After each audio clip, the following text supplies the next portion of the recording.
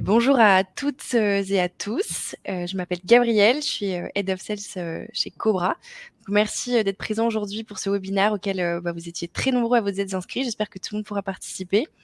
Donc, aujourd'hui, comme vous l'avez vu, on va échanger autour, de la mise en place d'un P-plan qui motivera votre équipe commerciale. Donc, je suis accompagnée de 2 speakers d'exception pour, vous partager les défis, les approches stratégiques et toutes les actions aussi que vous pouvez mettre en place rapidement pour ce sujet. Et avant de laisser Benjamin et Adrien se présenter, je vais dire quelques mots rapides sur Cobra et sur le déroulé du webinaire. Donc, en 2 mots, Cobra, on est une entreprise française créée il y a 3 ans, en partant du constat que la rémunération variable des commerciaux est le premier investissement business pour une écrasante majorité des entreprises.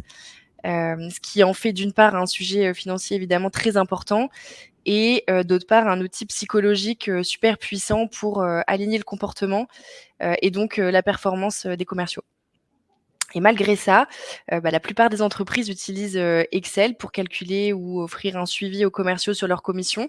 Donc ça pose des problèmes de manque de fiabilité, de méfiance et souvent aussi un manque de motivation et donc de performance commerciale. Donc c'est des enjeux qu'on adresse nous avec notre logiciel de gestion de la rémunération variable des commerciaux. Mais assez parlé de Cobra. Aujourd'hui, ça va se passer en 2 parties. Donc, on va avoir un échange de 45 minutes, donc jusqu'à à peu près 14h45 pour parler de ce sujet. Et ensuite, on aura un moment pour des questions-réponses pendant une quinzaine de minutes. Donc, n'hésitez pas à vraiment écrire au fil de l'eau toutes vos questions. Et comme ça, on pourra prendre le temps d'y répondre tout à l'heure. Petite précision aussi, s'il y en a parmi vous qui doivent partir en cours de route, c'est bien évidemment enregistré et on vous communiquera le record. Voilà, je vais maintenant laisser la parole aux autres speakers et je vous laisse vous présenter et dire aussi peut-être 2-3 mots sur la segmentation de vos équipes. Benjamin, je te laisse la parole. Merci Gabriel, bonjour. Bonjour Adrien. Bonjour à tous. Donc moi Ben Bouquet, Head of Sales France à Cognizum. Brièvement, Cognizum, c'est une Sales Intelligence Platform pour la prospection et l'enrichissement de données qui offre la data, l'essence des numéros mobiles, téléphones, mails pour les équipes commerciales, marketing, RevOps, etc.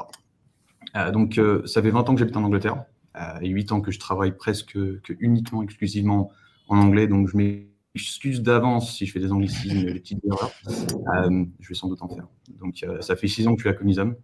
J'ai toujours travaillé dans des entreprises british américaines où les sales sont mis en avance et très bien payés du coup.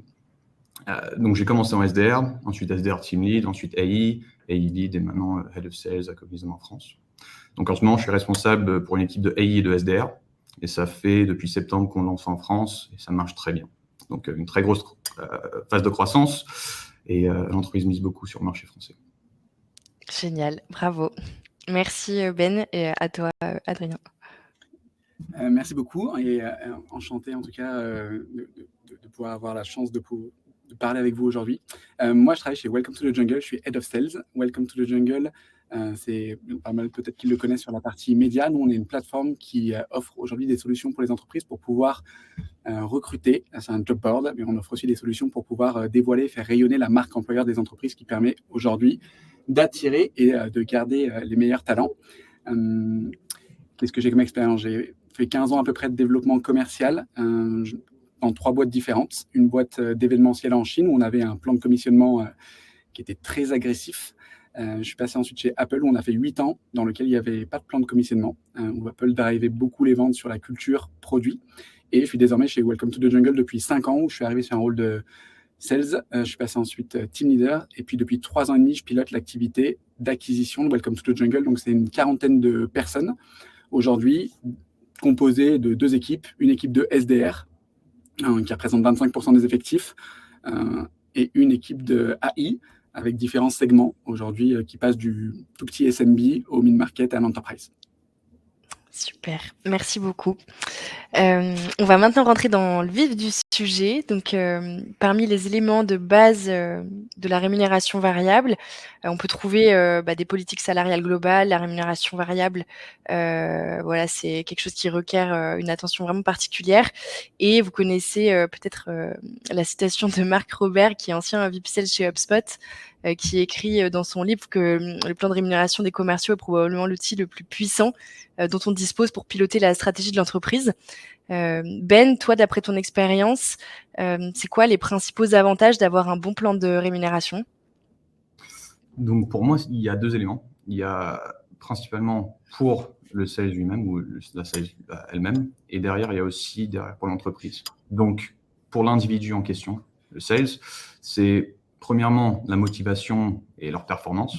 Donc non seulement ça leur donne de la motivation, comme ça, ils vont faire leurs chiffres, ils veulent le faire. Ça donne une motivation aussi de dépasser leur objectif en assumant que les plans, ils sont pas plafonnés. Moi, je vois beaucoup ça avec mon équipe en ce moment. Ils font leurs chiffres et ensuite ils veulent les dépasser parce qu'ils ont des accélérateurs et ils sont bien rémunérés derrière. Donc, avec ça, il y a aussi la question de talent. Donc, non seulement l'attraction, mais aussi la retention du talent. Pour attirer le meilleur talent, il faut leur donner la possibilité de bien gagner leur vie s'ils font leurs chiffres.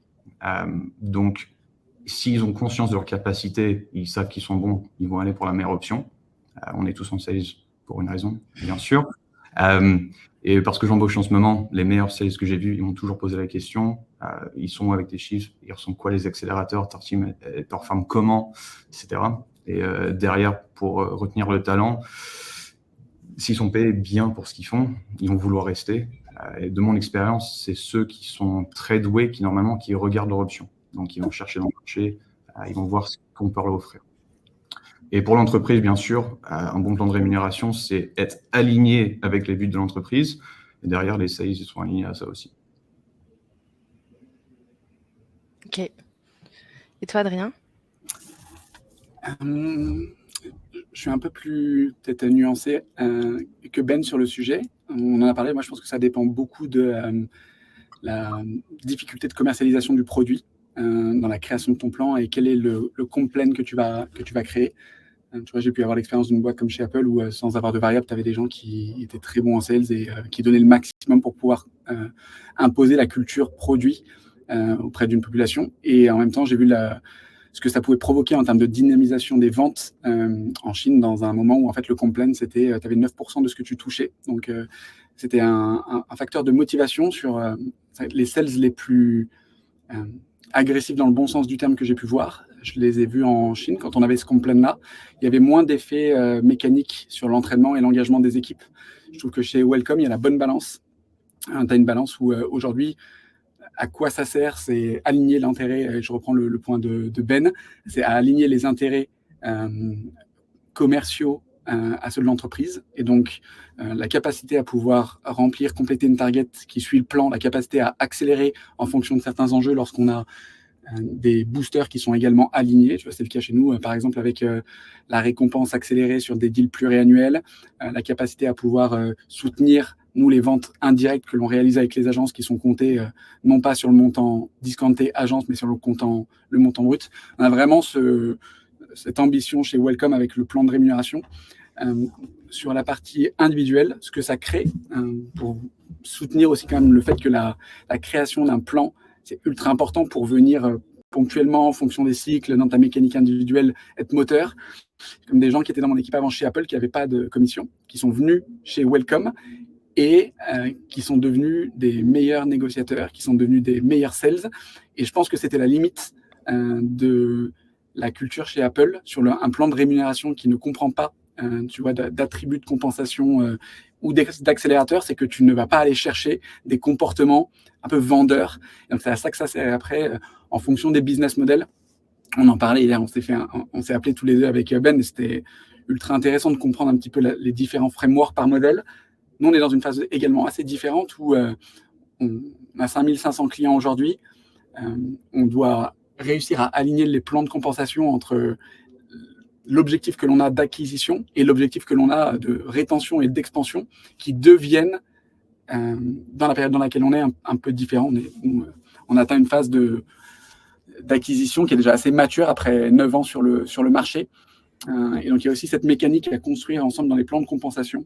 Et pour redonner un petit peu de recul sur les plans de compensation chez Welcome, nous, l'ordre de grandeur, il est environ de 75 à 80% de la rémunération sur la partie fixe, 20% sur la partie variable, et qui est capé. Et ça, on en discutait hier, parce que je pense qu'on a quelque chose à faire de plus agressif, et notamment parce que le cycle actuel nécessite de pouvoir dynamiser et challenger. J'aimerais bien que sur les prochains mois, on puisse arriver à un modèle où on est plus capping là, parce que là, on a besoin d'avoir les 2-3 sales qui sont les plus dynamisants, on va dire, qui puissent être motivés par ça. Et peut-être une capacité aussi à pouvoir payer plus régulièrement les plans de commissionnement. Nous, on est sur une base trimestrielle. Tu es dans un moment où le coût de l'argent devient de plus en plus compliqué, où tu vois des populations quand même qui ont du mal à finir certains fins de mois. En fait, je pense que ça devient presque une nécessité de changer et d'arriver sur des fréquences de paiement qui soient plus courtes. Ok. Ouais, c'est intéressant et en effet, je vous rejoins. Je pense que peut-être la première chose à avoir en tête quand on construit un plan de REM, c'est déjà de définir la stratégie de la boîte et du coup la stratégie de l'équipe aussi. Parce que s'il y a un désalignement entre l'atterrissage prévu et la manière dont on va construire le plan, forcément, ce sera un échec. Et les priorités go-to-market vont énormément driver ça. C'est ce qui va définir aussi les leviers qu'on va pouvoir utiliser. Et peut-être... Un autre point, tu me permets, qui est lié aussi au produit et au type de business model. Ouais, exactement. Ultra important en fait sur ton coût d'acquisition client, sur quelle est la valeur dans le temps de ton client. Nous aujourd'hui on n'est pas un pur SaaS. Welcome, on a des coûts sur l'acquisition avec la production du contenu, avec la capacité à aller dans les bureaux pour pouvoir aller réaliser les interviews, les photos, qui rognent une grosse partie de la marge que l'on a sur la première année d'acquisition, qui ne te permet pas de pouvoir avoir des plans de commissionnement sur lesquels tu viens accélérer à 200, 300, 400% et qui font des plans de commissionnement où on aurait une part entre le fixe et le variable qui soit plus équilibrée. Et donc ça, c'est ultra important, c'est qu'en fonction des business models, forcément, quand tu es dans du SaaS, la pratique un peu marché, c'est 60-40 ou 50-50 entre base salarié et variable. Et sur ça, il faut garder une forme de hauteur et nuance. Et en fait, tu es en capacité de payer ce type de salaire et d'avoir cette modélisation en fonction de la marge que tu as dès le starting point d'un abonnement. Donc, j'imagine que c'est un peu pareil chez Cobra que la situation que vous décrivez hier, Ben. Et tu as des marques type Apple qui n'ont pas besoin. En fait, les gens rêvent de travailler pour cette marque. Ils rêvent de vendre des produits. Et tu fais des ventes. Tu vois, moi, j'ai été dans des cas où on faisait des ventes à 1 ou 2 millions et tu touches 0. Et tu as envie de faire la vente à 2 millions, à 3 millions. Parce qu'en fait, ce que tu veux, c'est imposer la vision et la philosophie de la boîte. Donc là, quand les boîtes réussissent à avoir ce niveau-là, tu n'as pas besoin de payer des variables. Mais tu as des marques qui ont investi tellement en marketing et dans le produit que le coût d'acquisition est mis sur ces pans-là. Alors que des boîtes comme Cobra, comme Cognizem ou comme Welcome, malgré la notoriété ou des fois la phase d'expansion et de maturité, elles nécessitent encore d'être commercialisées en soutenant la performance commerciale. Et si je peux poser une question à toi, Adrien, je sais qu'on en a parlé hier vite fait, mais nous, à Cognizem, on paye monthly. Donc tous les mois, le chiffre du mois d'avant, tu es payé ta commission. Nous, on trouve que ça motive beaucoup plus, parce que s'il faut attendre à la fin du trimestre, moi, j'aurais été mal à l'aise. Moi, j'aimerais bien savoir que ce que j'ai fait ce mois-ci, je le touche le mois prochain. Ouais. Est-ce que c'est parce que, je n'ai pas posé la question hier, mais est-ce que c'est parce que vous avez un billing qui commence tout de suite ? Pas nécessairement. Bien sûr, il y a des callbacks si quelqu'un ne paye pas, mais non, c'est juste, je pense qu'on a la confiance de l'entreprise et ils nous payent. Okay. Ça dépend aussi. Pardon.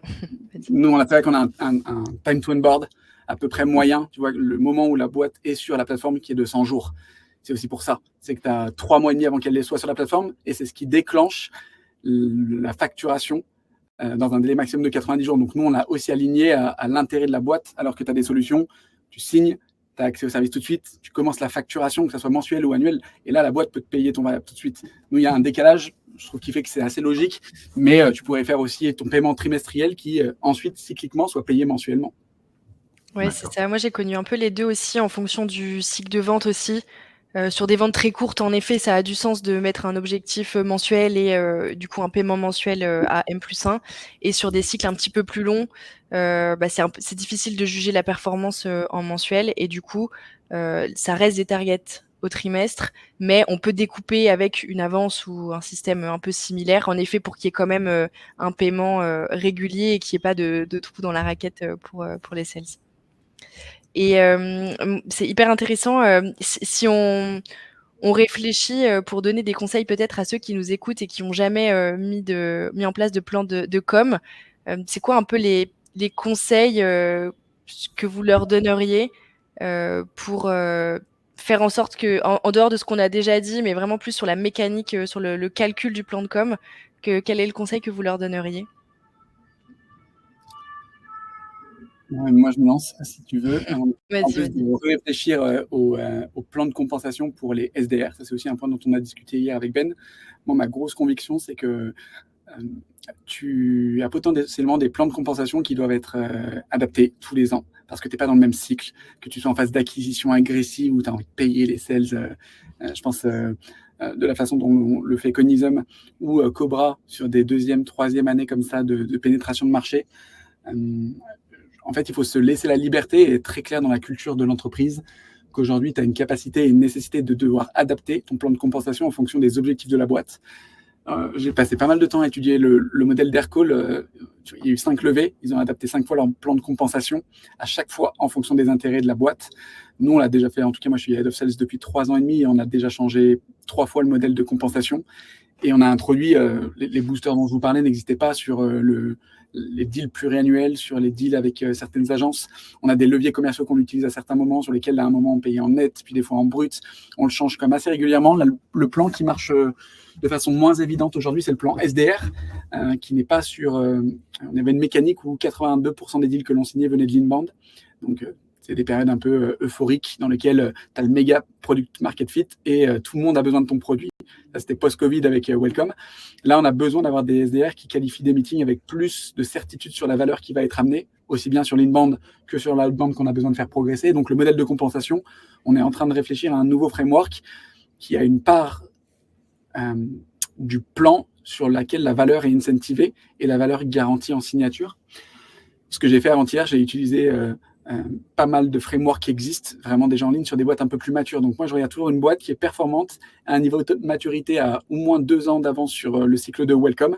Donc nous, on a fait une série C, je regarde des séries D à peu près dans le même environnement, des types d'équipes qui ressemblent aux nôtres en termes de composition. Et en fait, tout est déjà très bien documenté. Tu vois, tout à l'heure, tu parlais du livre de Marc Roberge. En fait, moi, là, quand je suis arrivé Head of Sales, j'avais jamais eu cette position. J'avais l'idée des équipes de vente en Chine et j'avais l'idée des équipes de vente chez Apple. Et je me suis retrouvé à devoir créer ça. Et en fait, j'ai pris ce livre et j'ai utilisé tous les frameworks de composition d'équipe, tous les frameworks de plan de compensation. Je les ai sortis de ce livre-là. Ça a très bien marché pendant 1 an. L'année suivante, ça marchait moins. J'ai recomposé avec des frameworks comme ça. Et tu vois, ce matin, j'ai proposé le framework de l'équipe SDR. Et en refaisant exactement ce même plan, en fait, ça existe des équipes commerciales dans le monde qui fonctionnent très bien. Il y en a plein. Il n'y a pas besoin de réinventer la roue. Le seul truc qu'il faut réinventer, comme roulette, on va dire, tous les ans, c'est si vous avez des enjeux sur certains sujets sur lesquels il faut créer des accélérateurs. Parce que pour que l'équipe elle soit ambiancée, engagée, qu'elle ait trop envie, en fait, ce qui change le plus, c'est pas le montant de commission auquel tu t'attends. Tu vois, même c'est chez Event, tu as des commissions où tu t'attends à gagner 50, 60, 70 000 euros par an. Il y a des moments où, tu vois, nous, on avait une problématique l'an dernier chez Welcome, c'était de réussir à dynamiser les ventes pluriannuelles sur une des équipes. Tu vois, je suis sorti du cadre du variable. Tout le monde touchait chez nous des variables à peu près entre 12 000 et 15 000 euros par an. Plutôt, tu vois, à peu près 1 000 euros par mois. Et certains moments où ça va dynamiser les gens. Et là, on avait un problème sur cet item-là. Et tu vois, j'ai créé un challenge pendant un trimestre qui coûtait 180 euros et on a fait x4 sur les résultats et ça a ramené 1,2 million. Et en fait, tu te rends compte que les variables et le plan de composition, il doit aussi être dynamisé des fois par des initiatives un peu plus créatives. Qui sortent un peu du cadre. C'est un peu plus cool parce qu'en vrai, tu t'habitues de toute façon à n'importe quel montant de variables. Moi, j'ai eu des variables qui étaient conséquents en Chine. Quand tu l'as touché 3-4 fois, ça rend pas le truc fun. Tu es habitué à des rythmes. C'est normal de recevoir. Et là, tu vois, le jeu, c'était un billet, un WeGo à 32 euros pour que les gens viennent me voir à Marseille de l'équipe et ils viennent là du 18 au 21 mars. Et on a fait x4 sur les résultats en vente pluriannuelle.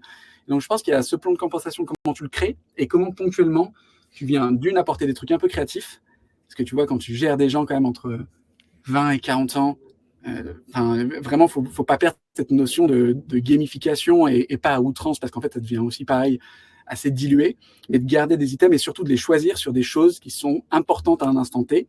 Et tu vois, on est en train de faire nous un challenge avec Cobra, dont on parlait en introduction. En ce moment, on a besoin de redynamiser nous la chasse. Et il y a une fonctionnalité que vous avez sortie qui permet de, sur un mois, mettre un sujet. Donc, il faut que ça soit sur un temps court. Nous, le sujet en ce moment, c'est de remettre la chasse, comme on a été une équipe avec beaucoup d'inbound, habituée à ça, avoir beaucoup d'entrants, comme dans un magasin. Là, tu as besoin d'aller chercher un peu plus de gens en dehors du magasin. Et ben, on va incentiver ce volet-là, les deals qui viennent de la chasse. Et pareil, côté SDR, les deals qui viennent de la chasse et qui signent. Ouais, moi je suis intimement convaincue, comme toi, que les challenges, c'est un bon moyen de mettre un petit coup de boost à des moments où soit on n'a pas l'énergie de l'équipe qui est focus sur cet élément dont on a besoin, soit parce que on a besoin d'aller accélérer des éléments autres.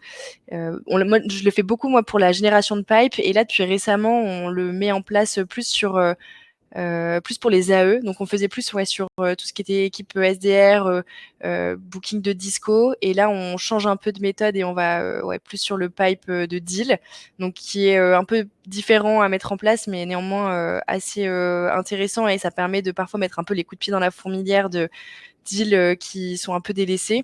Et d'ailleurs, je fais une petite aparté, mais on a rédigé un guide sur les challenges qui est très complet. Et si certains d'entre vous qui nous écoutent veulent creuser ce sujet, n'hésitez pas à aller jeter un petit coup d'œil. Et vous, Ben, vous en faites un peu aussi ou pas? Oui, j'ai trouvé le point de gamification très intéressant parce qu'on fait beaucoup de notre côté. Je pense que c'est important de changer les incentives assez régulièrement, sur un quart, sur un mois. Ça dépend de la phase de l'entreprise. Donc, par exemple, nous, les SDR, en ce moment, ils ont un bonus s'ils arrivent à avoir des end-users, des sales sur un call avec un manager, parce que nous, on a trouvé que ça accélère le cycle beaucoup plus. Ça a beaucoup de valeur si un end-user est là avec leur manager pendant une démo avec nous. Et également, si on a des rendez-vous avec 1, 2, 3, 4 decision makers dessus, bien sûr, ils ont des bonus là-dessus, parce que ça nous aide, ça aide l'entreprise. Donc ça, c'est fun pour eux d'essayer de trouver plusieurs decision makers, et c'est intéressant de les voir faire des org charts, et ça les aide à progresser dans leur carrière aussi, c'est ça qui est intéressant. Et comment vous l'accélérez ça, Ben? C'est quoi le coefficient multiplicateur si tu amènes 2 decision makers, par exemple? Un decision maker, ça dépend d'entreprise à entreprise. Avec nos stats, on utilise Gong pour regarder ça. On a un close rate de 17% avec un decision makers, à peu près 27 avec 2, ça augmente à 45 avec 3. C'est juste des maths, ça décrit directement. Et avec des end-users, on n'a pas assez de données pour nous dire l'impact que ça a en ce moment, mais tous les tu mises dessus, quoi. Exactement, ouais. Et côté AI, c'est des trucs qui sont simples, mais aussi liés aux objectifs de l'entreprise. Si on bat la concurrence, certains concurrents ou tous, bien sûr, c'est intéressant pour nous tous dans ce rôle. Et ensuite, on vient de sortir un nouveau produit. Donc, si ils arrivent à vendre ce produit qui fait partie d'un package, ils ont double commission. Ok. Et un peu, pour s'écarter un petit peu des boosts, mais tu parlais, Adrien, tout à l'heure du fait que vous, il y avait une valeur forte du collectif chez Welcome. Comment ça se traduit du coup dans vos plans de com? Ouais, on en a pas mal parlé hier aussi avec Ben. Aujourd'hui, la taille de l'équipe revenue chez Welcome to the Jungle, c'est 90 personnes. Pour donner l'ordre de grandeur, c'est une quarantaine de personnes qui sont en charge de l'acquisition, presque une cinquantaine en charge de la rétention client. Ça, c'est sur 5500 clients, et une dizaine de personnes en charge des ops revenus. La façon dont on l'a décidé aujourd'hui dans le plan de commissionnement de l'équipe Sales, donc des AI, il y a 3 niveaux. Comme ça, je vais vous donner le niveau des contributeurs individuels, le niveau des managers et le mien. Le niveau des contributeurs individuels, c'est 50% sur la perf individuelle, 25% sur la sous-équipe, puisqu'on a des équipes commerciales en fonction des différents segments, donc les petits comptes, le mid-market et l'enterprise. Donc 25% sur cette équipe et 25% sur l'équipe Sales au global. Moi, je trouve qu'on est sur une répartition, en tout cas, qui soutient énormément la dynamique collective, ce que ça provoque en termes d'engagement. Chez nous, c'est qu'aujourd'hui, dès que tu as un deal qui est gagné, tu vois, depuis ce matin, je parle de gagner 5 ou 6 deals, en fait, tu as toute ta boîte qui est extrêmement heureuse les uns pour les autres. J'ai vu des environnements compétitifs où en fait le commercial qui signe le plus et en plus qui devient le meilleur et qui donc touche le plus.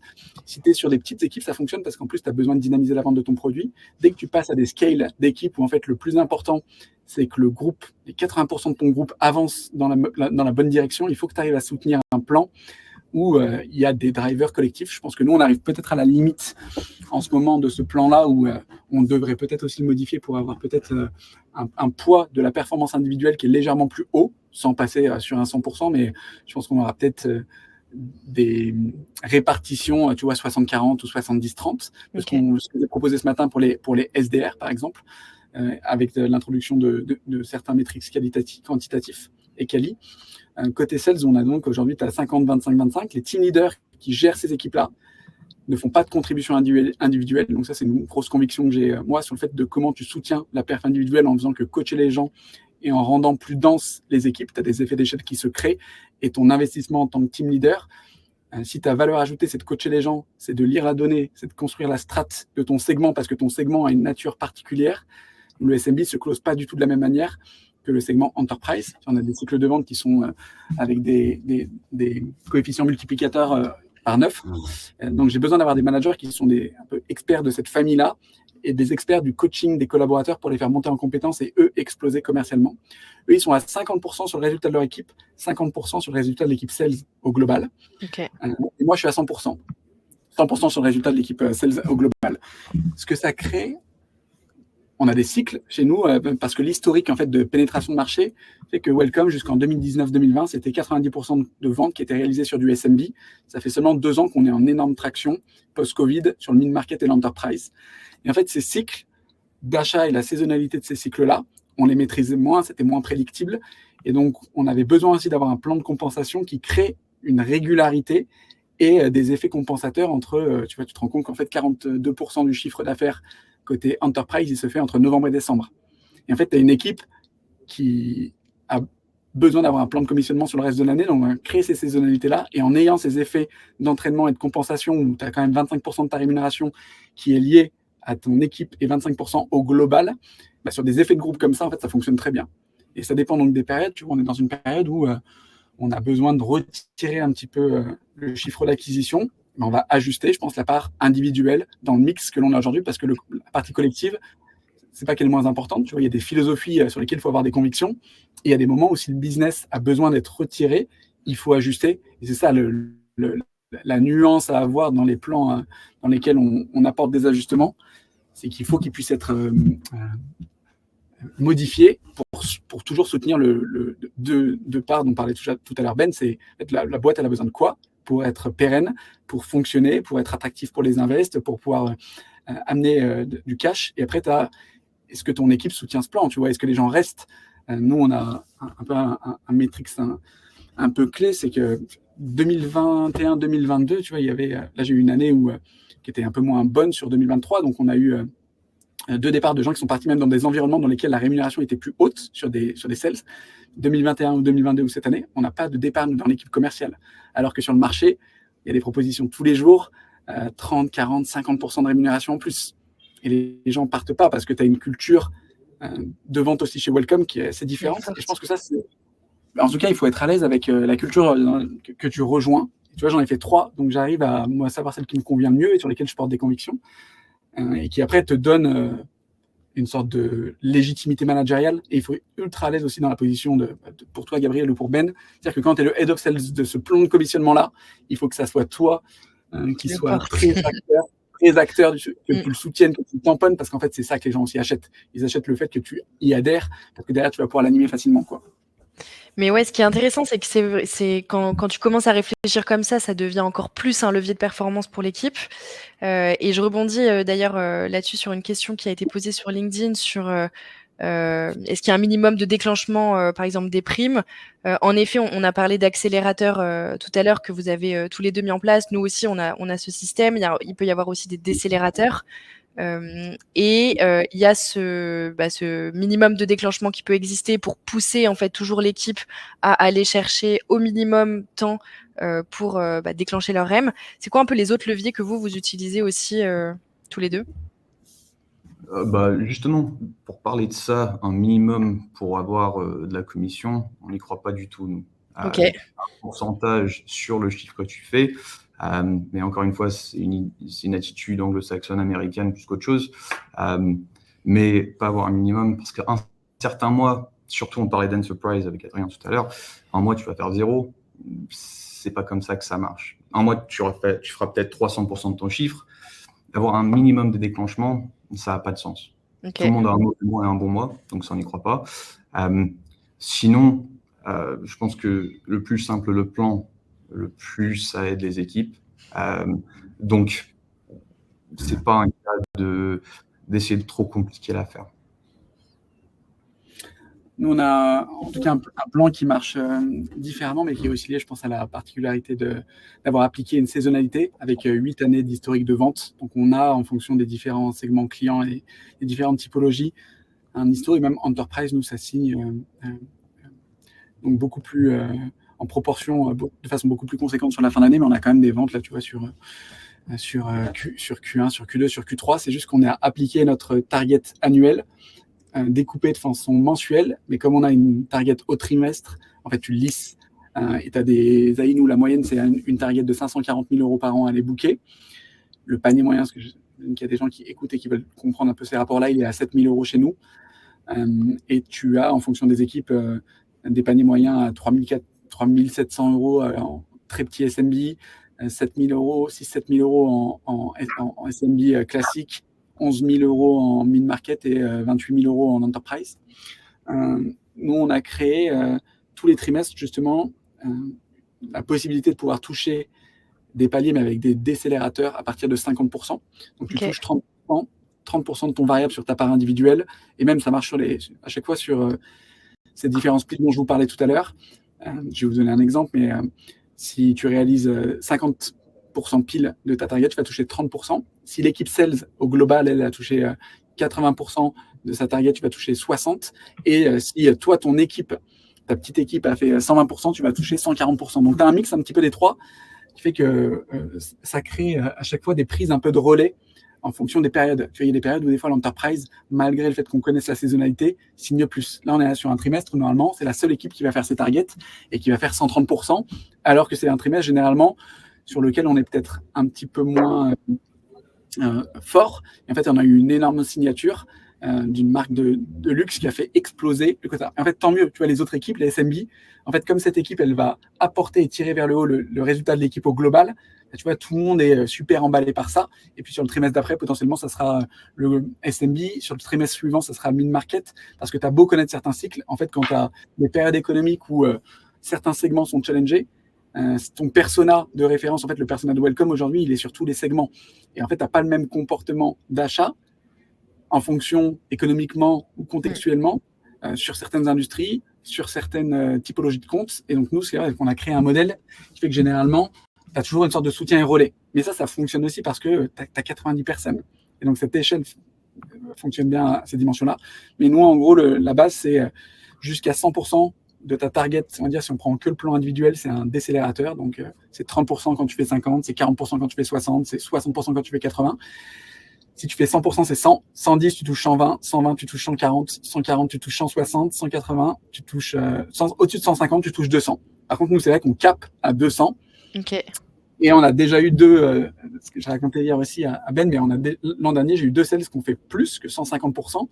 Ce qui est drôle, c'est qu'ils auraient pu s'arrêter. Et en fait, ils auraient pu être dans un frigo, garder des deals pour les faire tomber plus tard sur leur perte individuelle. Et en fait, à ce moment-là, ils continuaient d'accélérer comme des dingues. Et ils continuaient d'accélérer comme des dingues parce que ça allait toucher la sub-team, ça allait toucher le collectif. Et c'était ça qui était assez incroyable dans la mécanique là, c'est qu'en fait, on a l'impression que potentiellement on va compter un peu sur les top players et que tout le monde va se laisser un peu en position backseat en se disant tant mieux, il y a 2-3 stars qui performent, moi je touche toujours mes 25-30%. Mais ça ne crée pas du tout ça. Ce que ça crée, c'est que tout le monde déjà est heureux dès lors qu'une personne signe un deal pour Welcome. Ça crée l'effet un peu boule de neige. En fait, les meilleurs, ils veulent continuer pour aider les autres. Donc, tu as un effet normalement qui est assez fou. Mais par contre, je préférais qu'on puisse avoir, tu vois, ça s'arrête à 200%. Et ils le font pour les autres sub-teams, mais on pourrait aussi le faire uncap pour aller jusqu'à 300, 400, tu vois, là. Je pense que aussi, vous êtes une organisation plus mature que nous. Je suppose que vous avez énormément de clients. Nous, on est à peu près à 2000-2500 en ce moment. Et on est dans une grosse période de croissance. Donc, moi, ma team, juste pour vous donner une idée, c'est 50% fixe, 50% variable. Et leur accélérateur, c'est quarterly. Donc, une personne dans mon équipe, ils ont déjà fait leurs chiffres trimestriels il y a 2 semaines, donc 6 semaines dans le mois. Il met rien dans le frigo. Il accélère parce qu'il n'y a pas de plafond. Mais ça ne veut pas dire qu'il ne contribue pas à l'équipe. Parce que je pense que la culture qu'on a créée, c'est que la performance est excellente. Ça veut dire qu'on peut embaucher. Ça veut dire qu'on va accélérer dans le marché plutôt vers côté enterprise plutôt que SMB, mid-market. Ça va nous donner d'autres opportunités. Vous allez pouvoir une croissance dans votre carrière, devenir des managers. Ça donne beaucoup plus d'opportunités. Donc, même si on n'a pas de la rémunération sur la performance de l'équipe, ils savent très bien ce que ça veut dire pour eux après, en termes d'opportunités, en termes de ce que ça veut dire pour nous dans le marché. Être plus connu, avoir plus d'opportunités, plus de inbound, etc. Ouais, nous, c'est un peu cette optique aussi, parce qu'on est à un stade différent de vous. Je pense chez Welcome, on est encore plus petit, on a une centaine de clients. Et du coup, chaque client est évidemment, plus il est gros, plus c'est un effet waouh pour toute la team. Mais on a encore énormément cet engouement et cet effet de collectif malgré les targets qui sont encore individuels. Je vois qu'il nous reste un petit peu moins de 10 minutes. Peut-être pour avancer sur un autre sujet, on a parlé tout à l'heure du fait que mettre en place un plan simple était toujours efficace. Nous, chez Cobra, on est convaincus que la transparence aussi et la compréhension du plan fait que il y aura un effet incitatif et de motivation envers les équipes dès lors qu'ils ont accès à l'information et qu'ils comprennent bien où ils vont récupérer leur REM. Vous, qu'est-ce que vous avez mis en place chez Conisum, Ben, là-dessus? Dans quel sens? Comment Comment tu leur communiques pour qu'ils comprennent bien et qu'ils sachent, tu vois, où ils en sont et combien ils vont gagner? Justement, j'ai mentionné tout à l'heure, tout le monde a mentionné tout à l'heure au fait qu'il faut que ça soit aligné au but de l'entreprise. Nous, on a fait un changement du plan de commission au début de cette année parce que nos investisseurs, ils sont tous visés sur le ARR plus qu'autre chose. Donc, avant, on avait beaucoup d'incentives sur les multi-years. Maintenant, c'est ARR, c'est king, c'est le roi. Donc, on a changé ça récemment pour avoir plus de poids sur la valeur ARR et essayer de leur expliquer ça et leur mettre en confiance que c'était une bonne chose parce que leur pourcentage de base, il allait augmenter, il y aurait moins de poids sur d'autres éléments. Une fois qu'ils avaient compris la direction de l'entreprise, ils ont compris beaucoup mieux. Et ça veut aussi dire qu'on met plus de valeur sur d'autres éléments, juste que des contrats de 2, 3 ans, 4 ans.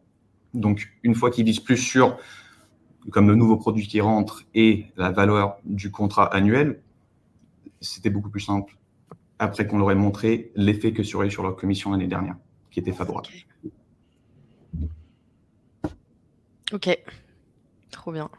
Bon, Adrien, tu l'as un peu dit aussi tout à Ouais, l'heure. je rajoute une minute, mais en fait, nous, c'est vrai qu'on en parle, on a 4 entretiens, on en parle dans les entretiens pour être super clair avec les gens sur la façon dont ça fonctionne. Il y a 1 heure dédiée au sujet dans la phase d'onboarding. On a un Notion de référence, l'intégralité du plan. Dès lors qu'on a un changement, tu vois, là, dans 10 jours, le 12 mars, la journée business que l'on fait pour lancer l'année, on va faire un point avec toute l'équipe, même pour expliquer le plan de commissionnement SDR. En fait, moi, j'ai aussi besoin que toutes les équipes comprennent le plan de commissionnement des autres équipes. Pour que ça soit très transparent, tu vois, c'est quelque chose sur lequel il faut être très à l'aise. Ça fait partie de la culture de la boîte, ça fait partie de la rémunération. Il n'y a aucun sujet sur ce plan-là qui doit, je trouve, manquer de lisibilité. Et donc, je te rejoins, plus c'est simple, plus c'est cool, plus tu donnes d'ownership aux personnes pour comprendre comment elles peuvent être en position de succès, plus c'est positif. Là, même un système comme Cobra, ça a été pour ça aussi que je crois qu'on a été dans les 2-3 premiers clients. En fait, moi, j'avais besoin que les équipes, elles soient pas sur un fichier Excel chiant pour regarder leur commission et savoir comment ça se déclenche. Il faut que tu puisses avoir quelque chose qui soit centralisé, sur lequel les managers ont la main, les équipes ont la main, puissent comprendre les paliers à dépasser et qu'elles ne se créent pas. Tu vois, moi, en Chine, j'avais un tableau Excel dans lequel je tenais mes comptes pour voir combien j'avais touché. Ça, c'est pas possible. Tu as des équipes aujourd'hui qui sont distribuées, qui travaillent en remote, sur lesquelles tu veux qu'elles soient autonomes dans leur performance. En fait, tu as besoin d'avoir quelque chose qui soit lisible, connu dès le départ, sur lequel il y a 100% de transparence, que toutes les équipes soient au courant de la façon dont ça fonctionne et avec un outil qui permette de pouvoir bien le gérer. En effet, c'est un bon point aussi sur le fait de bien leur expliquer et à tout le monde. Je pense que c'est un des points clés sur la REM. Il y a un peu un tabou autour de ça en France, surtout peut-être vous au UK un peu moins Ben, mais en tout cas en France. Et encore plus pour des équipes commerciales, il faut que la parole elle soit libre, qu'ils comprennent, qu'ils soient à l'aise de poser leurs questions, parce que sinon on a l'effet complètement inverse de démotivation et bah, c'est dommage parce que comme on disait tout à l'heure, c'est un investissement hyper important pour l'entreprise et qui est censé avoir un impact bénéfique sur les résultats. Donc ouais, super, super intéressant. Ok, bah merci beaucoup. Peut-être une dernière question avant qu'on passe aux questions, enfin aux questions de ceux qui nous écoutent. Si aujourd'hui vous voulez donner un conseil à quelqu'un qui voudrait mettre en place bah, très vite un nouveau plan de REM, on a déjà donné pas mal de pistes, mais si on faisait un petit récap, qu'est-ce que vous leur diriez de regarder en prio, peut-être les 3 points clés? Je pense que pour moi, ça serait parler aux sales. Pour Ok. commencer, ce qui leur conviendrait eux, ce qu'ils pensaient juste pour leur plan de rémunération. Regarder dans le marché, comprendre comment les autres entreprises elles fonctionnent, qui sont similaires à vous, soit vos concurrents, soit qui sont au même stade de croissance, etc.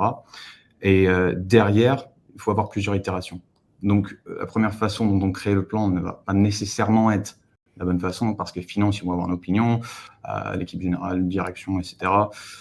Le premier plan qu'on crée, ça va pas être le même d'une semaine plus tard, et éventuellement, Adrien en a parlé tout à l'heure, c'est vraiment le cas de le changer à certains moments. Donc, si c'est tous les quarts, s'il y a un nouvel objectif, s'il y a un nouveau but pour l'entreprise, il faut être flexible avec. Tu veux rajouter quelque chose, Adrien? Ouais, je pense premier, d'être certain que ça s'aligne avec la mission et la phase d'expansion de la boîte. Je pense que c'est pour ça que des modèles successful comme Aircall l'ont adapté à chacune des phases de croissance. Ça me semble être la première priorité, c'est que tu aies un plan à proposer aux équipes qui soit en fonction de la vitesse à laquelle tu es en ce moment. Je dirais que la deuxième, c'est vraiment, on en parlait là, mais que tu arrives à le communiquer de façon simple, tu vois, et très transparente auprès des équipes. Donc, il faut que les métriques soient claires. Tu vois, je peux pas avoir, je trouve, c'est difficile d'avoir 10 variables différentes qui impactent sur ton variable. Je pense qu'au début, il faut essayer de rester le plus simple possible et d'être certain que ça apporte de la valeur. Tu vois, je pense qu'à un moment, là, notre plan de compensation qui est rétribuer le volume, parce qu'on avait de l'inbound, fonctionne pas. Et tu as besoin d'être certain que tu crées des incentives, surtout qui soient corrélés aux résultats que ça produit. Pareil, j'ai déjà vu des fois des équipes qui, tu vois, rémunèrent seulement sur le nombre de meetings gagnés. En fait, ça marche pas. Tu rentres dans des mécaniques où après, tu vas générer plein de meetings et en fait, qui n'ont aucun sens et ça crée je trouve, des biais. Donc, d'être certain que ça puisse avoir cette valeur-là.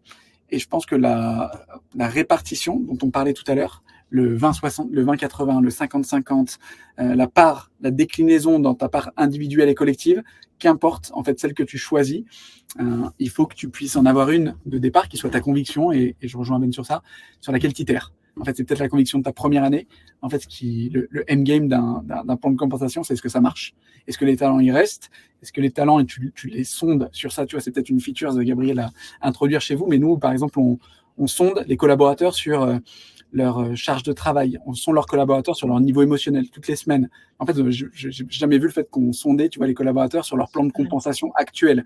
Nous, on le fait, on a un culture amp où on leur pose la question, est-ce que vous êtes content de votre salaire et de vos bénéfices? Tu es en France, tu gagnes 80 000, 130 000 ou 200 000, de toute façon, les gens, ils ne sont jamais contents de leur niveau de salaire. Surtout les sales. Tout le monde. Enfin, en France, c'est une culture où de toute façon, tu n'es pas à l'aise avec ton salaire, tu n'es pas content de ton salaire. Il faut accepter ce truc-là. Mais tu vois, je pense que chez vous, un des trucs à venir sonder, c'est est-ce que vous avez compris votre plan de compensation? Est-ce que vous êtes aligné et vous trouvez qu'il s'aligne avec les objectifs de la boîte? Et est-ce que c'est un sujet sur lequel tu as une autre idée? Parce qu'en fait, des fois, les équipes, elles ont des meilleures idées que toi. Il faut être aussi à l'aise sur le fait que, je reprends le point de Ben, mais des fois, il faut sonder les équipes, déjà pour savoir si tu as le go et l'approbation. Oui, tu ne peux pas rentrer dans un modèle participatif où en fait tu as 100 modèles de variables différents, ça ne fonctionne pas. Il faut que tu en choisisses un, il faut que tout le monde commit. Et ça peut être aussi quelque chose sur lequel c'est aussi qui vient en fait des équipes. C'est pas forcément le head of sales, tu vois, ou la finance qui a la meilleure idée de plan de compensation. Ouais. La meilleure idée de plan de compensation, c'est celle qui marche le mieux pour tirer les résultats et l'engagement des équipes. Carrément. Ok. Merci beaucoup à tous les deux. Peut-être sur les 15 minutes, on est parfaitement à l'heure. Sur les 15 minutes qui nous restent, je vais commencer par la question de Guillaume Riotte, qui nous demande si on a déjà implémenté des plans dans lesquels une action non réalisée engendrait une baisse de com touchée, communication spécifique chez un client, rendez-vous spécifique. Le but étant bien sûr d'obtenir la réalisation de ladite action pour générer du cross-sell. Moi, de mon côté, j'ai jamais mis en place ce type d'éléments. J'ai toujours été plus dans l'objectif de donner plus plutôt que retirer. Et je sais pas, vous, si vous avez eu ces réflexions, peut-être. Ouais, nous, on n'a qu'un seul cas, en tout cas, mais même qu'on n'a pas encore réussi à appliquer, mais qui devrait arriver prochainement. Nous, c'est une boîte que l'on a signée et qui ne s'onboarde pas. Un onboarding. On le faisait pas là parce qu'en fait, on avait un département onboarding et production et delivery qui était en construction, qui était assez junior. Ça fait 1 an désormais, mais on avait des différentes choses qu'on voulait mettre en place pour pouvoir réussir à bien apporter de la valeur dans l'expérience, dans le funnel un petit peu du client. Donc, on n'a pas voulu pénaliser les sales au départ en se disant on n'est pas non plus mature sur l'intégralité des étapes du funnel. Tu vois, j'ai eu une quinzaine de boîtes, ou une vingtaine de boîtes sur l'année sur lesquelles il y a eu un channel onboarding, mais la catégorisation de la raison n'était pas ultra claire, tu vois, avec une moyenne de 100 jours qui dépassait la moyenne classique, avec des fois des boîtes qui faisaient un bankruptcy. La vraie raison de est-ce que le sales aurait forcé la vente, tu vois, j'en ai eu 1 ou 2.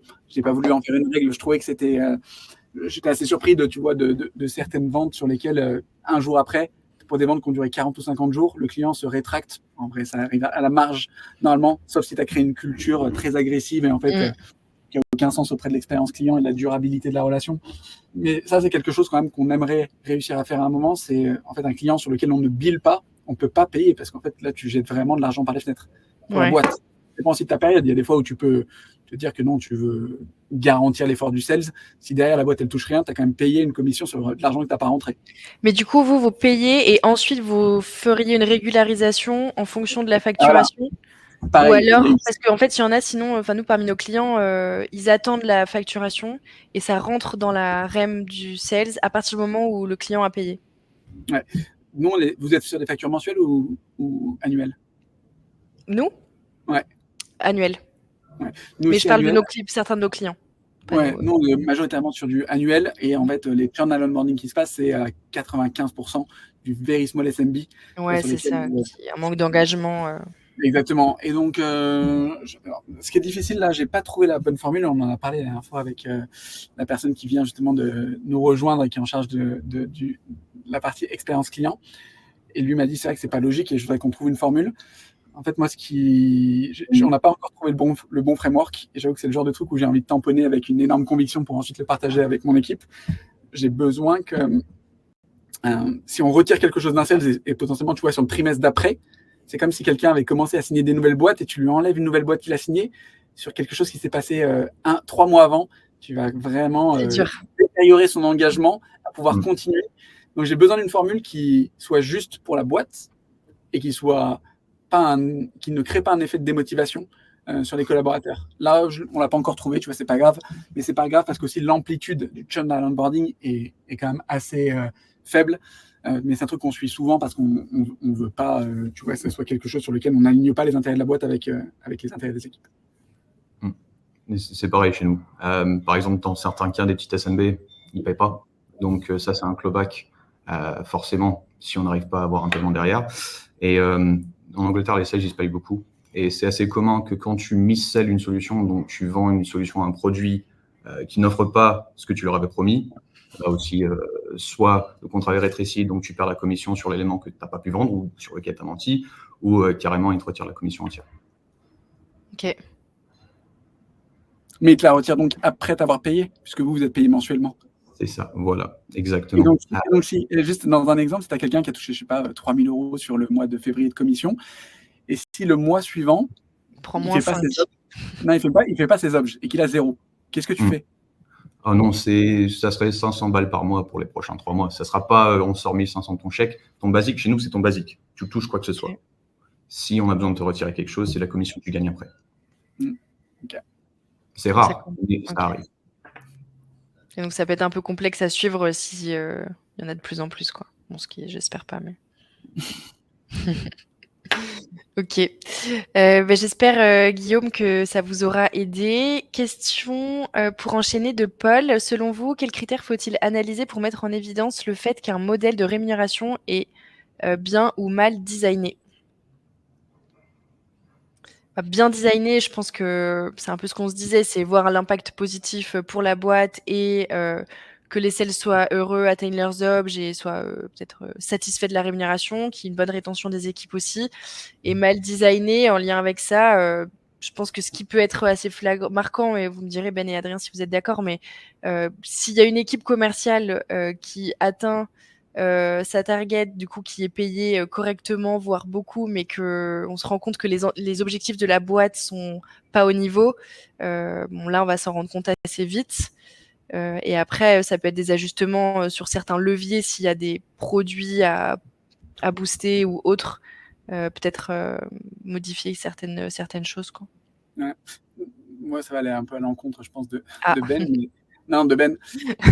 En fait, sur un plan bien designé pour moi dans la durée, tu peux avoir des gros écarts sur des accélérateurs. Tu vas te faire 300-400%, tu dynamises une vente, tu dynamises un produit. Et s'il est bien designé, en fait, ton range dans lequel tu dois te situer, pour moi, il est à 80-120. En fait, sinon, c'est que tu as designé un plan sur lequel les targets, elles sont trop reachable. Ou si tu es en dessous, tu vois, nous, on a eu le cas le trimestre dernier, on était en dessous, il n'était pas reachable. Et donc, en fait, dans la durée, si tu veux avoir ton plan de commissionnement basique sur lequel tu te dis, j'ai créé le bon mécanisme, tu dois être en capacité d'être assez prédictif sur le range que tu es en capacité de tenir, mais un peu comme l'architecture de ton équipe. Après, si tu as une star, tu vois, qui fait 3 fois plus que les autres tout le temps, mais bon, si tu as une équipe de 10 s'il et y que en tu as a 8%, une. 30%, c'est que le plan, il répond pas au bon type de design. Mais derrière, c'est une stat de Gartner. Il me semble que c'est l'année dernière, 60% des sales n'ont pas fait leur objectif. Ça, c'est une question totalement à part. Donc, s'ils font pas leur chiffre en moyenne, la plupart de l'équipe, justement, avec Gabriel, on parlait de ça hier, où normalement, dans une entreprise, tu as 20% de ton staff qui fait 80% de ton chiffre. C'est pas du tout ce qu'on va encourager, soit pour la boîte, soit pour la culture. Il faut qu'ils soient comme tu as dit, entre 80 et 120 en moyenne de leur chiffre. Oui, en moyenne, moi, je fais ça voilà, sur une année. Si tu as un trimestre, une surperformance, tu as une typologie de client, une personne de ton équipe qui est vraiment en feu, tu vois, oui, tu peux le dépasser. Sur un an, sur 2 ans, si tu as quelqu'un qui est à 300-400%, il n'est pas à la bonne place, tu vois. Ou alors, ça doit être un modèle de rémunération, tu le fais passer sur un rôle, je sais pas, de senior, tu lui mets des objectifs plus hauts, potentiellement, il a un base et un target qui est plus haute. Nous, on a des seniors aujourd'hui, on a créé des paliers qui sont plus hauts, tu vois, d'achievement. Ils ne déclenchent pas, eux, à 50%. Ils déclenchent à partir de 70%. Et je pense pour ajouter à ce point, un autre truc, c'est par exemple, nous, on ne fait pas du mensuel, on fait que de l'annuel. Si vous visez vraiment pour l'annuel ou le multi-annuel, mais il y a beaucoup de contrats qui sont signés mensuellement, trimestriels, il y a un problème avec la rémunération, parce que ça devrait être non encouragé. Découragé? Comment on dit? Découragé.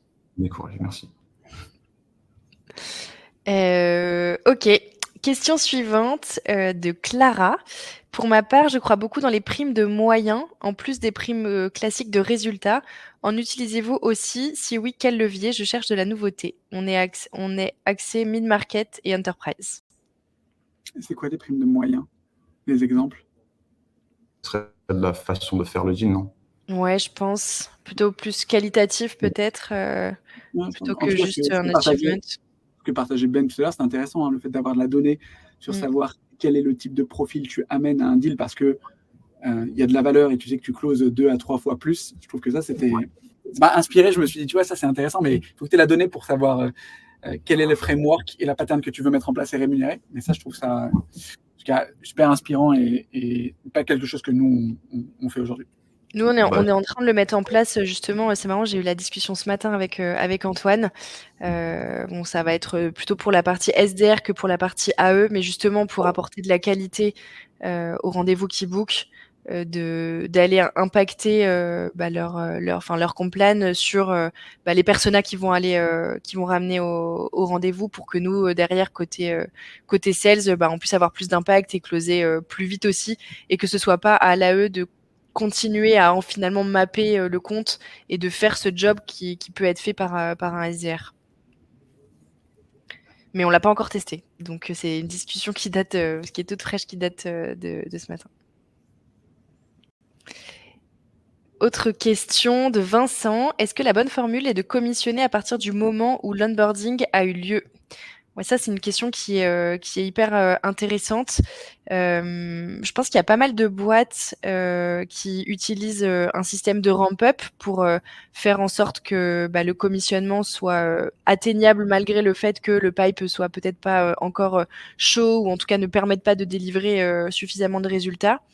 Donc après, à discuter en fonction du cycle de vente et du business model et du produit aussi. Et nous, c'est ce qu'on fait en fait. Je vais avoir Adrien et Ben ce que vous faites vous, mais nous côté SDR, ça va être une target en volume qui va monter progressivement pour finir à 100% au bout de 4 mois. Et côté AE, on a une première partie, comme nous les AE font aussi de la chasse et doivent créer une partie de leur pipe, on a une première partie dans leur onboarding et du coup dans leur ramp-up où ils vont être rémunérés sur les opportunités créées. Donc ils vont toucher un montant fixe à la création de chaque opportunité et évidemment aussi un pourcentage de leur ARR s'il y a des deals qui closent, parce que ça peut arriver sur un premier quarter malgré tout. Et le deuxième, ils ont une target adaptée uniquement sur l'ARR au deuxième quarter et target pleine à partir du troisième. En fait, comment vous? Je pense que c'est assez similaire chez nous. On vient de changer notre plan de rémunération pour les SDR. Donc avant, c'était un rendez-vous qui a été assisté. Ça comptait, c'était ton target de X, Y et Z. Maintenant, on change plutôt vers un système de points où un rendez-vous qui a été assisté, c'est 1 point. Si le rendez-vous devient une opportunité, c'est 2 points. Et si le rendez-vous passe à validation, c'est 3 points de plus. Donc, chaque action a des points derrière qui contribuent en totalité à la rémunération. Encore, on encourage la qualité plus qu'autre chose, plutôt que le volume en utilisant ça. Pour quelle population, t'as dit? Pour les SDR ou... Ok. Et AI, c'est uniquement les euros qui rentrent. Ok. Ouais. Nous, sur cette partie-là, et je regarde le temps en même temps, parce que dans 5 minutes, je dois enchaîner sur un autre sujet, mais nous, on a un onboarding, en tout cas, sur laquelle la phase de ramp-up dépend du segment et de la vélocité de vente que l'on connaît aujourd'hui. Donc, SMB, c'est 0 le premier mois sur lesquels on focalise vraiment 3 semaines d'onboarding pour que les gens puissent apprendre à pitcher. Il y a des phases de validation également pour qu'on puisse soutenir le positionnement et la proposition de valeur de Welcome. Et donc, en gros, SMB, c'est 0, deuxième mois, 50% de ta target, troisième mois, tu passes à 100% d'objectif. Sur du mid-market, tu es à 0, 25, 50, 100. Et Enterprise, sur lesquels les cycles de vente sont en moyenne à 250 jours, tu as un ramp-up qui dure 6 mois. Et parce que tu as besoin de construire ton pipe au départ et tu vois, d'imposer une rémunération variable dès le premier ou le deuxième mois. Enfin, pour nous, en tout cas, c'est juste quelque chose qui n'est pas réalisable. Donc, sur des profils comme ça que tu as besoin en plus d'attirer et sur lesquels nous, le salaire moyen, tu vois, tourne dans des amplitudes qui sont peut-être 2 fois moins hautes que celles que l'on a sur le marché. En fait, tu as besoin d'avoir des choses qui soient cohérentes en termes de phase pour pouvoir progresser. Nous, les premières ventes, on a eu quelqu'un qui est arrivé il y a 1 an. Tu vois, elle a commencé à vendre certains deals Enterprise, et c'est normal, au bout de 270 jours, le 9e mois. Parce que c'est vraiment pas possible. Alors, tu as un coup de chance. Tu vois, une fois, tu vas signer un deal à 30, 40 000 euros. Nous, ça marche. En fait, on a une pattern avec pas mal d'histo quand même qui nous a permis de construire ça. Et c'est aussi quelque chose sur lequel on rassure beaucoup les gens dans les entretiens. Tu vois, on a ouvert un rôle Enterprise. J'ai vu 120 candidatures. Tu vois, il y en a 15 qui sont allés au bout.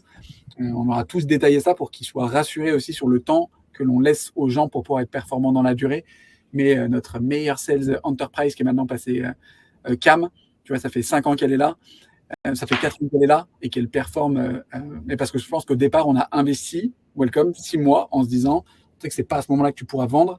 Et en fait, elle gagnait la rémunération variable qui était liée à sa sub-team dans laquelle elle est rentrée et à l'équipe globale. Tu vois, donc ça, je pense que ça a créé cet effet de tu vois, la boîte fait quelque chose pour moi en termes d'investissement, comment je lui rends derrière. Ouais, je pense que c'est un vrai point. Plus les cycles de vente sont longs, plus c'est compliqué parce que en même temps, il faut que la boîte elle s'y retrouve et il faut qu'il y ait du chiffre qui rentre, mais en même temps, un sales qui a l'habitude de performer, et si on prend un sales sur ce rôle, c'est qu'on sait que c'est un bon sales. Il a aussi envie d'avoir la REM qu'il mérite et il a envie d'aller la chercher. Donc, il faut trouver le bon entre-deux, quoi. Et du coup, ça rebondit bien pour la minute qui nous reste sur peut-être des conseils sur des plans de REM dans un contexte de vente et cycle long. Vous, Adrien, justement, ce Sales Enterprise, vous l'avez mis en place comment, le plan de com? Comment? Nous, c'est le même. C'est le même. Okay. En fait, c'est 50% sur la perf individuelle, okay. 25% sur la perf de son SaaS Optim et 25% sur la perf globale, collective. Ok. Et toi, Ben? 100% rémunération sur le chiffre de vente. Ok. Bon, bah, top. Je vois qu'il est quasiment 15h. On a répondu à toutes les questions. Quelle efficacité. Merci à tous les deux. J'espère que ça a aidé toutes les personnes qui nous ont écoutés. Et s'il y a d'autres questions que j'ai peut-être pas vues sur LinkedIn ou autres, on sera ravis d'y répondre par écrit dans un second temps. Donc, je vous souhaite à tous une très belle après-midi et à bientôt. Merci. Salut. Pour l'invite. Ciao.